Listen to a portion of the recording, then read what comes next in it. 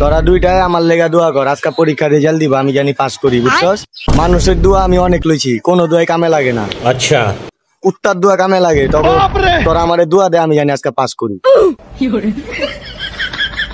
তাহলে চোখে দিই না কালা চশমা পিন্দা। আমার রোলটা কত জানি?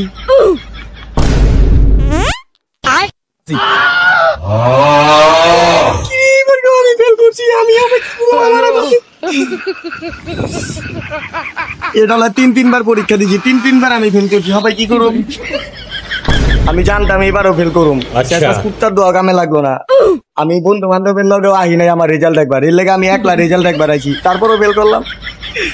এবার কাজে কইতে হইব আমার বাপের যে আমি পাস করছি না। আমার কি হারামজাদা, তোর না আজকে রেজাল্ট দেওয়ার কথা? হ্যাঁ, রেজাল্টের খবর কি? আহা আব্বা, আপনি হেনে আমার রেজাল্টের খবর তো আপনি এমনি আবার লাঠিটা মারলেন কে? হারামজাদা, জানে তুই পাস করা পারবি না, জীবনে তো পাস করে দেখাতে পারস নাই, জানে তুই ফেল করবি, লেগে আগে লাঠিটা মেরে নিলাম। রেজাল্টটা ক, রেজাল্ট কি তোর? আব্বা রেজাল্ট না, আমি পাস করছি, এই যে এনে দেখছি আমি পাস করছি। হারামজাদা, তুই ডাকছস কি লেগে? হ্যাঁ, শর্ট শর্ট রেজাল্ট দেখি তো।